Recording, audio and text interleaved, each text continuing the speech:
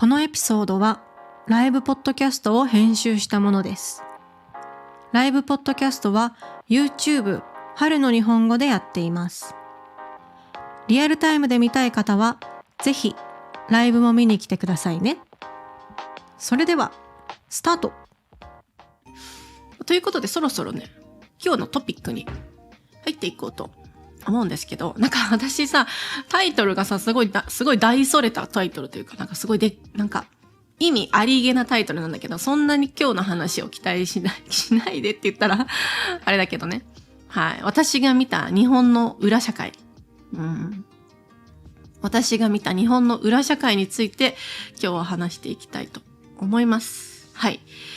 まあ、裏社会っても本当そんな、なんか、やばいなーぐらいの感じなんで、そんなに、なんか、ね、そんなに大きいことじゃないんですけど、まあ皆さんね、アルバイトをするときには気をつけてねという話を、はい、したいと思います。まあ、そう、私がね、今日話すのは私のアルバイト経験なんですけど、まあ私いろんなアルバイトをしていたんですよ。大学生時代です。アルバイト大好きで、特に飲食店で働くとかが大好きで、っていうのもなんかいろんな人に出会えるんですよね。で、私人と喋るのがすごい好きなわけじゃないんだけど、なんかこういろんな世界を見れること、やっぱ興味本位っていうか、まあ興味心がすごい強いから、いろんなところに行っていろんな人と出会うっていうのが結構楽しくて。まあお金欲しいしっていうのがシンプルな理由なんですけど。はい。いろんなところで働きました。まあコンビニとかカフェ、居酒屋、バー、いろいろスナックとかでも働いたことありますね。そう。もっといっぱいあるんだけど、いろんなアルバイトをして、もう忘れちゃったな。で、まあ、今日の本トピックは渋谷のお話です。渋谷でのアルバイト体験。はい。いや、ちょっとその前にね、まあ、アルバイトで出会った人たちはどんな人たちだったのかっていう話もちょっと軽くしたいと思います。はい。本当に、学生生活ってやっぱ自分と似てる、もちろん全然違うよ。学生って言っても大学とか高校って言っても全然違う人たちがいるけど、まあ、ある程度自分の家に近くて、で、学力も同じような人が多いじゃん。で、小学校とかだと同じ場所で育った人たちが多くて、まあ、全然違う性格だけど、まあ、理解ができないレベルというか、ではない。でも、アルバイトとか、まあ、会社もそうかもしれないけど、アルバイトに入った瞬間、今まで出会ったことのないような人たちがいっぱいいたの。で、年もバラバラだし、ね。で、私が最初結構びっくりしたのが、コンビニアルバイトをした時があって、某、緑と青と白の緑と青と白の、コンビニでね、アルバイトをしたことがあって、なんか、駅前だったんですよね。東京のね。で、いろんな人がいるんですよ。で、優しくて、みんなすごい優しくて、で、あるね、男性が、私のトレーニングみたいなことをしてくれたんですよ。私その時19歳とかで、その先輩は多分30歳ぐらいだったかな。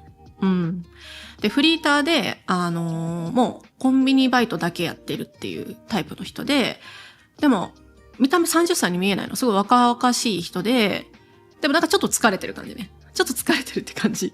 多分夜遅くまでアルバイトしてる。で、なんかすごい優しいし、コミュニケーションとかもすごい楽しくて、いい人だな、みたいな。で、優しくて、いや、いいよ、みたいな。はるかちゃんはなんか重たい荷物とか持たなくていいよ、みたいな。僕やるから。すごい優しいの。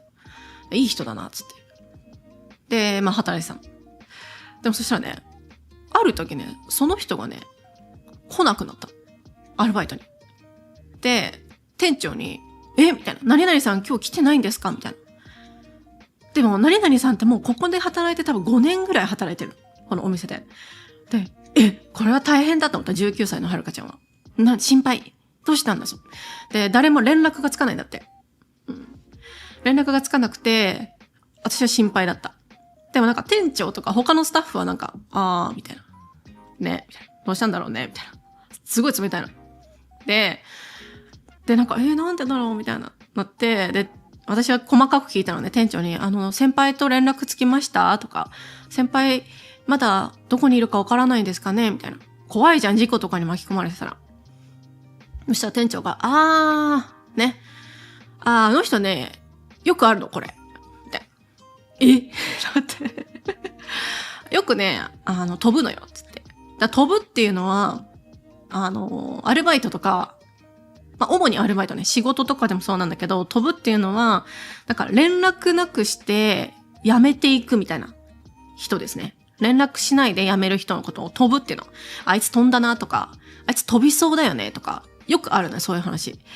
で、よく飛ぶんだよねって言ってて、でも5年働いてんだよ。で、どういうことですかって言ったら、いや、飛んで帰ってくんの。1週間ぐらいでって。で、あの人も結局お金がないと困るし、ここしか仕事がないから、飛ぶはいいんだけど、連絡とかしないで飛ぶんだけど、結局1週間後ぐらいに突然現れると。急にお店に来るんだって。なんだそれと思って。と思って。大人だよねみたいな。30歳大人そんなことしていいのかと思って。で、いやでもなんか理由あんのかなと思って。で、なんでそんなことするんですかねみたいな。いやー、彼はね、実はね、すごい借金があって、って、19歳だからさ、借金みたいな。借金っていうのは、お金を借りている生活してる人ね。お金を生活してるっていうか、どっかからお金借りてるんだよね。いや、借金してて、いつもこの飛ぶときは、多分パチンコで借金して、理由しかもパチンコ。パチンコで借金して、結構やばくなると飛ぶんだよね。みたいな。大丈夫なんですかみたいな、それみたいな。いや、わかんないけど、なんか精神的に、弱くなってるのか、もっと別の、一瞬にして稼げる仕事に行ってるのか、その仕事が何かわかんないけど、のか、わかんないけど、その借金が結構きつくなると、しかもパチンコでね、飛ぶんだよね、みたいな。言ってて。今までの私のリスペクトの気持ちはなんかちょっと半分ぐらい減りましたね、その時。ってなって。いろんな人がいるからさ、別に、ね、パチンコで借金してる人とかも結構いたりするって言うけど、初めて出会ってそういう人に。で、あんなにいい人なのになんでそういうことをするんだろうっていうね、こととか。はい。確かにその人は1週間後ぐらいで普通にいました。店の中に。私も、お久しぶりです。みたいな感じで。はい。とか、あとはね、これは結構笑えないというか、本当いろんな人がいて、すごい可愛い女性がいて、25歳ぐらいだった、その時。で、私より年上なんだけど、見た目は私より下に見れるのね。マジで。すっごい可愛くて、もうアニメキャラみたいな。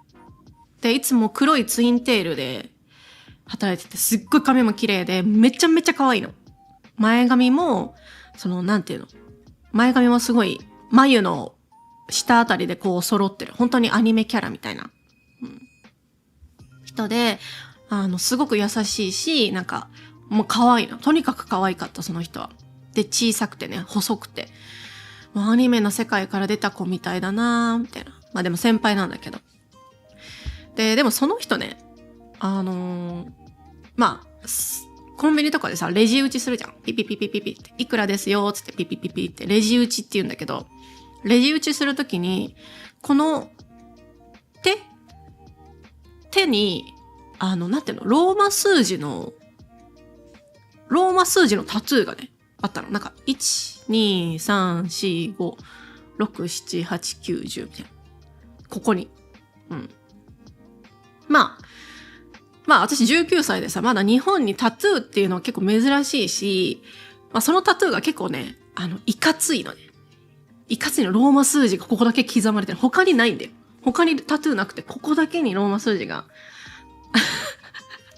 刻まれていて、なんか、見た目はアニメ系の結構ロリ系の可愛い系なんだけど、このタトゥーだけは悪者系なのね。おかしいな、ちょっと。で、でもまあタトゥーしてるのは珍しいなと思って。うん。ね。でそしたら、まあ、私より年上の別の先輩の、まあ、お姉さんみたいな人が、おはようございますって入ってきて。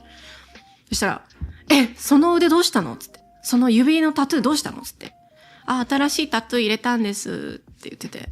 で、私新しいんだと思って。でもすごいそのお姉さんなんか、怒ってるというか、まあ、心配してるというか、あんたどうしたみたいな。何があったみたいな。だって、みたいな。可愛いでしょみたいな感じで言ってて。私にはなんか全然わかんなくて。みたいな感じで。でそしたらその後にそのお姉さんがね、はるかちゃんって言われて、はいつって。彼女の話を深くあまり聞かない方がいいかもしれないって言われたの。突然。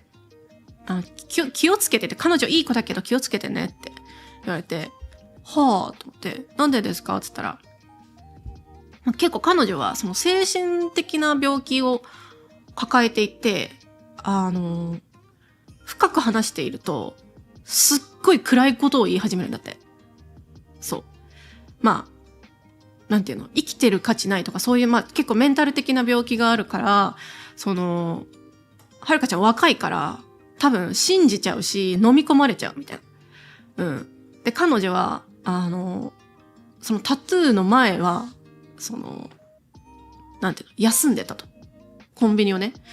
で、それも、まあそういう精神病院の特別な施設に入っていて、なんかちょっとまあ、何をするかわからない部分があるから、はるかちゃん、あの人いい人だけど、コンディションによって、その状況によって結構変わったりするから、まあ、仲良くするのはいいんだけど、深くなんかご飯行ったりとかするときは気をつけて、みたいなこと言われて。私19歳だからさ、なんか、そうなんだ、みたいな。なんか、心配だし、でもちょっと怖いな、とか。でも心配だし、でもいい人、みたいな。なんかそういうそうなんだ、みたいな感じになって、でも確かに、その、女性スタッフのすごく可愛い女性スタッフは、たまに長期間でいなくなるのね。で、また帰ってきて、うん。で、また長期間でいなくなるっていうことが続いていて、そう。まあ、ねいろんな人がいるんだなっていうふうに私は思うっていうね。うん。まあこれはね、序盤です。まだこれ、どんな人がいたかっていう。はい。そう。もっとね、いろんな変な人がいたんだけど、はい。じゃあちょっとここでコメントをちょっとチェックしましょうかね。うん。はい。コンビニ仕事が本当に大変そうなんだ。まあね、コンビニはね、大変っちゃ大変かも。なんかレジ打ちだけでするスタッフもいるわけよ。私みたいな、ジュニアスタッフみたいな。ね。でも、シニアスタッフになって、まあ、時給が高くなるんだけど、そうすると、まあ、いろんな責任がある仕事をしなきゃいけないから、そうなるとやっぱ大変だよね。うん。で、やばいお客さんもいるから、普通に、やばいお客さんもいて、まあ、これをまあ、わかんないけど、これ推測ね。うん。そう、コンビニで一番出会ったやばいお客さんは、裸だったの、女性が。若い女性、25歳、6歳ぐらいの若い女性が、裸だったの。で、裸にエプロンをつけてたの。なんか、エプロンみたいな、ワンピースみたいなやつで。で、その下何も着てないのね。で、その時間も、平日の朝8時とか、私朝のコンビニ、学校行く前にコンビニで働いてたから、朝8時とかだったの。で、他のお客さんは、通勤前の、通勤中のお客さんたちだから、スーツとか着てる人もいるし、そういう感じだったね。みんななんか、缶コーヒー買うとか、朝ごはん買うとか、そういう感じ。でそのお客さんだけ、ちょっと変だったの。何を買ってたかわかんないけど、飲み物を買ってたのね。うん。で普通の女性だよ。なんだけど、明らかにね、そのワンピースからおっぱいが出てるのね。だから、おっぱいがこんにちはしてんの、私に。あって感じ。なんか、あんまり人のね、それを見ることあんまないんだけど、明らかに出てんのね。と思って、いらっしゃいませ、みたいになってて。出てますけど、と思いながら私は半分だけ。で、って思ってて、で、私ピッピッって言ってて。でもそのお姉さんの様子がおかしいの。で、なんか言ってんのね。なんか、みたいな。で、いくらですって言って、で、まあその当時はもう10年前ぐらいだから、だいたいキャッシュだったのね。で、その現金をこう、コインを出すんだけど、なんか、なかなか出せないの。なんか、みたいな感じになってて。で、私その時まだ19歳だからさ、何にもわかんないけど、おかしいなとは思ったけど、よく考えれば多分ドラッグだなっていう。ドラッグやってたんだなっていう感じ。朝ね。そういうお姉さんは出会ったことある。なんかそのまんまなんかフラフラ、もうゾンビみたいな感じよ。よだれとか出てんの、口からなんか水がピーって出てて、よだれとかも出てて、で、おっぱいも出てるみたいな。片方からね。そのお客さんは一番衝撃的だったね。はい。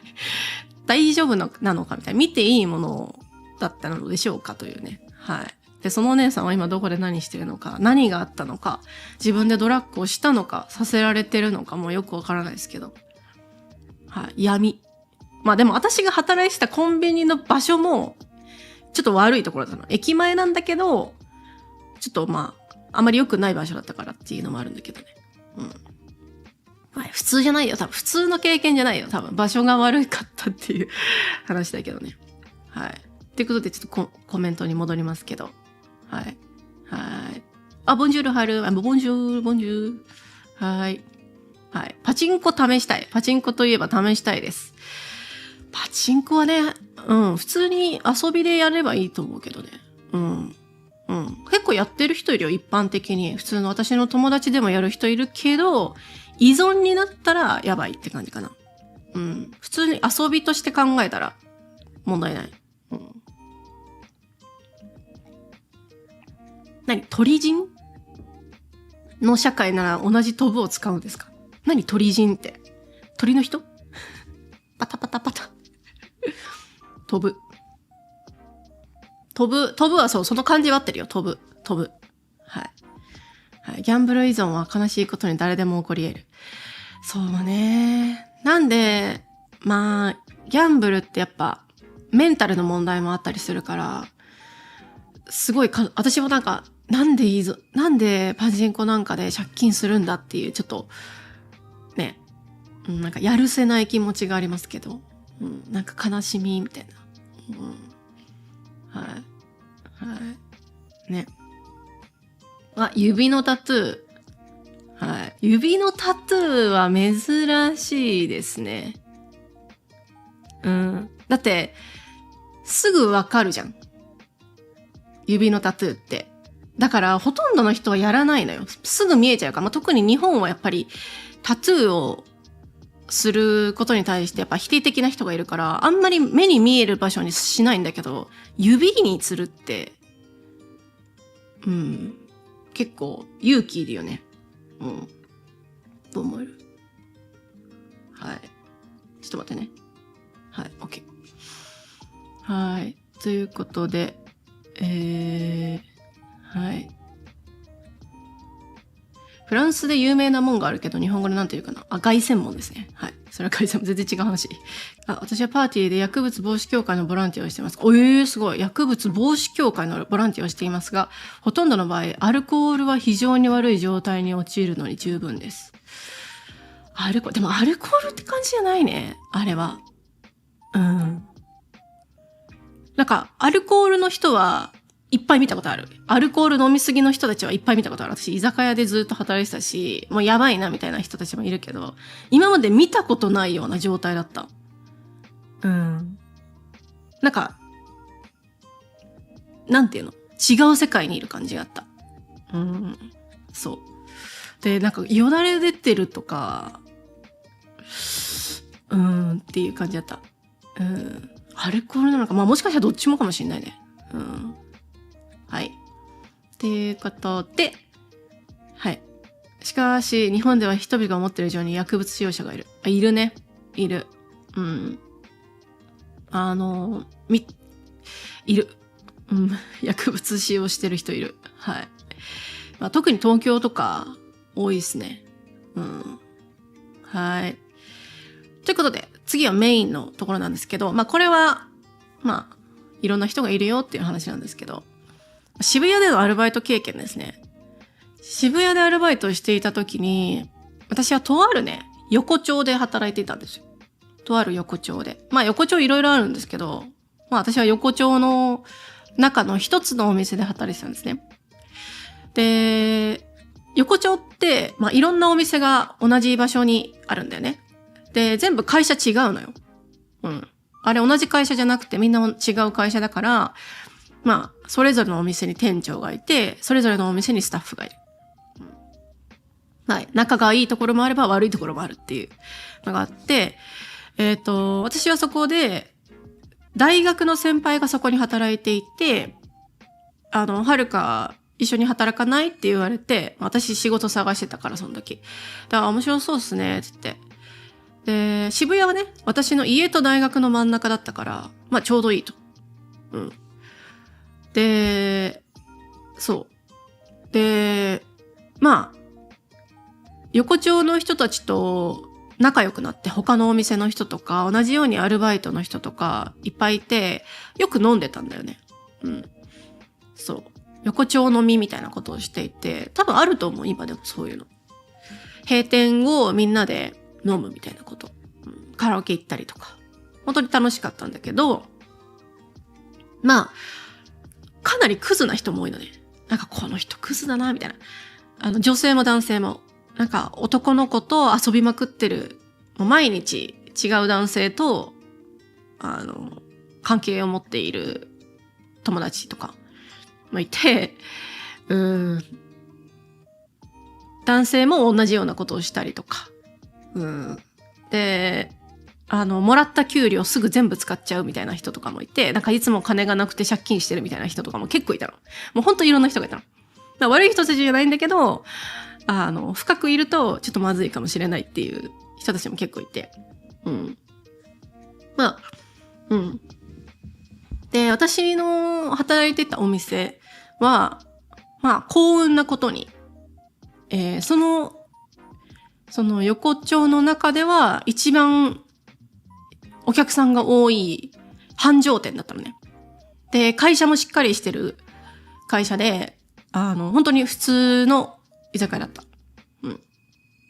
で、毎日行列だったら私の働いてたお店だけ毎日行列。で、本当に忙しかったんだけど、みんななんかこう、モチベーションも高かったし、すごいみんな頑張ってた。今日も頑張ろうね、みたいな。で、店長もすごい、プロフェッショナルな気持ちがある。ごめんね。そう、プロフェッショナルな気持ちがある人で、で、そう。まあ、ちゃんとした会社だったのね。で、他にも別の場所にチェーン店だったから他の店舗もあるみたいな感じだったんだけど、そうじゃないお店も結構あるのね。で、なんかそもそも横丁の運営会社、まあオーナー、まあ横丁にも必ず運営している会社があるのね。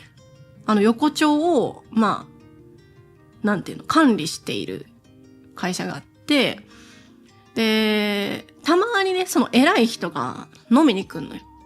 うん。で、私すっごいそれが好きじゃなくて、っていうのも、まあ、ヤクザではないけど、見た目そっち系なのね。もう、これはどうなんだろう。ヤクザではない。で、暴力団でもないけど、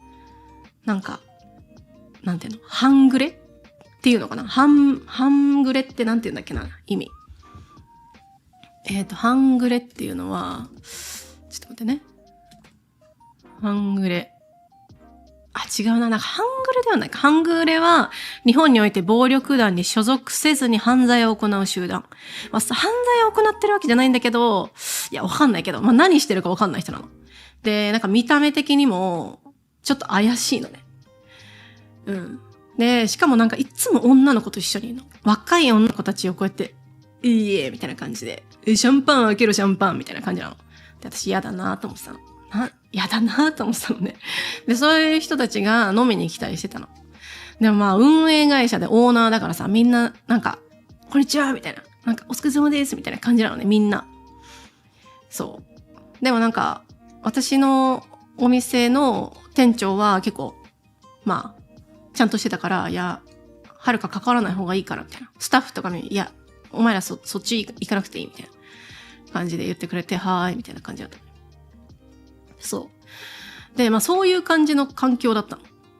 で、他のお店のスタッフとかも何してるかわからない人たち結構多くて、で、私のお店の目の前にもう一つお店があったのね。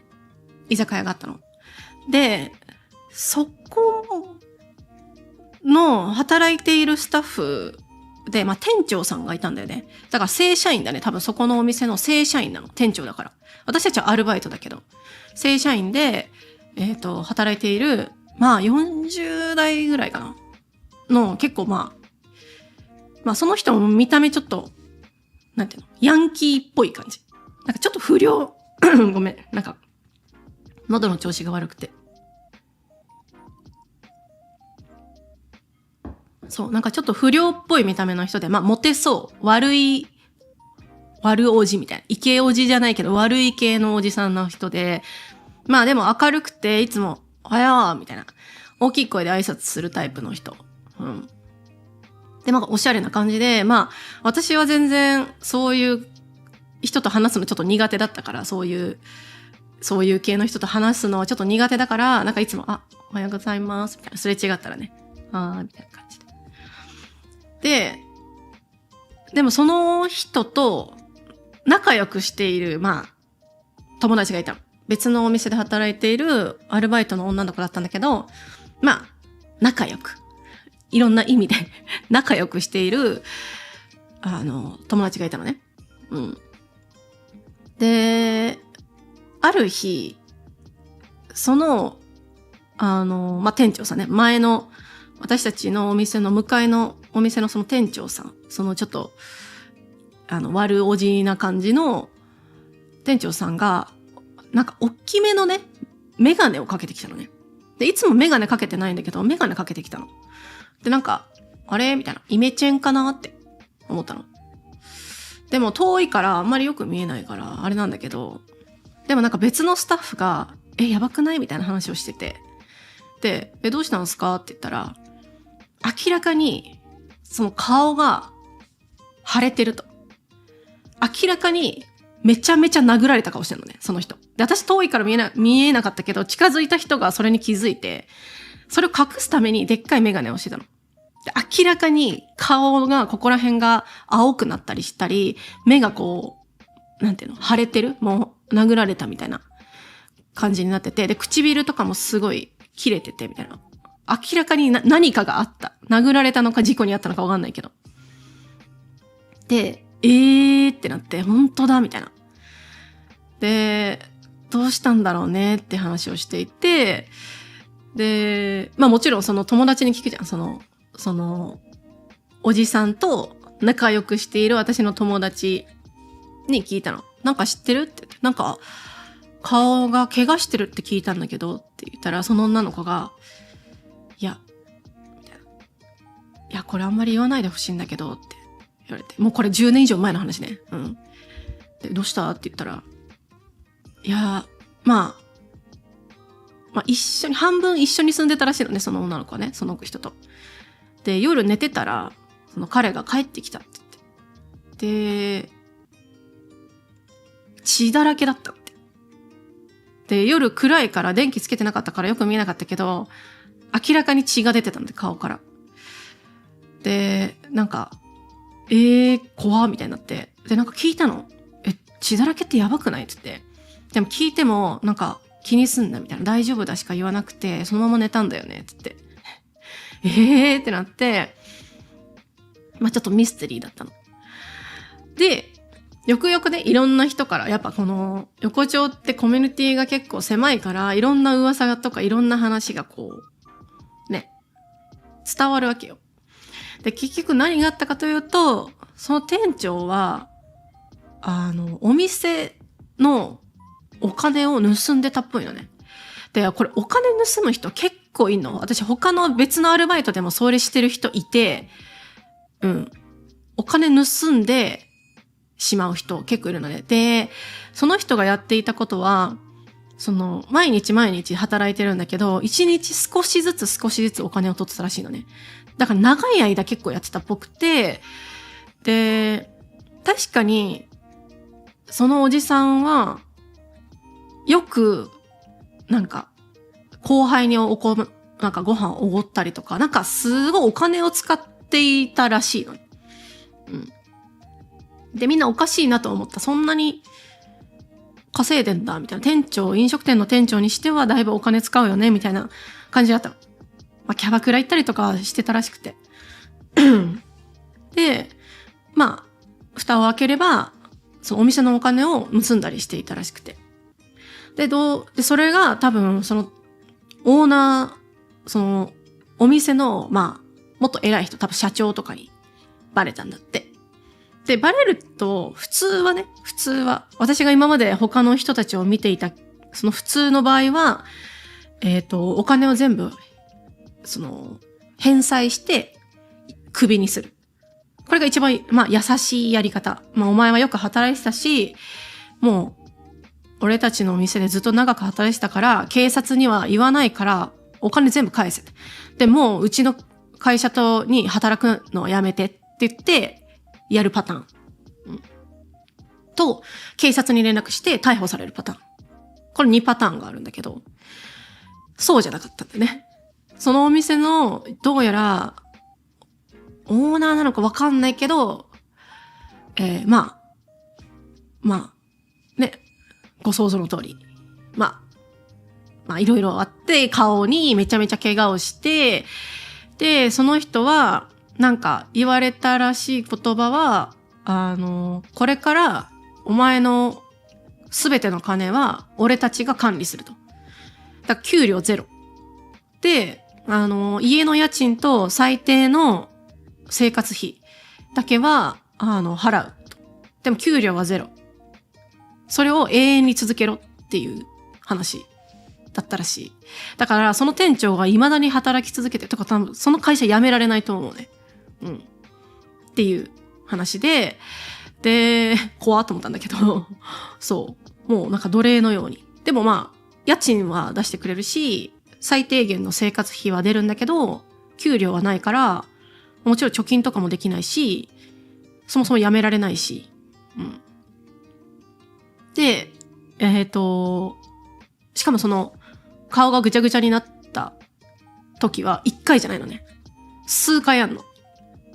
だから定期的にそういうことをされているというか、もうその人の人権は多分その会社にはなくなったっていう感じかな。多分。そう。っていうのを見て、今その人が何をしてるのか、今でもその人はその会社で働いてるのかっていうのも全くわかんないですね。だから私は仲いい友達は一緒にね、生活していたから、いやもうやめた方がいいと思うよみたいな、一緒に住むのやばいんじゃないって言って、二人の関係は終わったらしいけどね、私ももう全然仲良くないから今、わからないけど。そう。ね、怖いなーって思いました。ヤクザ系なのかな、あのお店。そう。一番かわいそうなのはそのお店で働いていたアルバイトの子たちだね。何も聞けないし、何かを知ったとしてもどうにもできない。もちろんアルバイトを辞めるのは自由。全然アルバイト辞めて入ったりは全然してるんだけど、社員のレベルになると、そうはいかないのかもしれないね、その会社は。って思いましたね。はい。いや、マジで何してんの？でもそういうお店は一つじゃないみたい。そのお店だけがそういうような組織じゃないらしい。別のお店も結構そういう、ね、表から見ると普通の居酒屋だけど、裏のオーナーの会社とかオーナーはどういう人たちなのかわかんないっていうのはよくありますね。特に渋谷。とか、新宿多分一番やばいね。新宿一番やばいと思う。まあ、あと六本木とか。はい。こんな感じですね。はい。だから私はもう、大学を卒業したら、すぐにやめようって思いましたね。もう深く関わらないことにしようと。はい。まあ、そんな感じですね。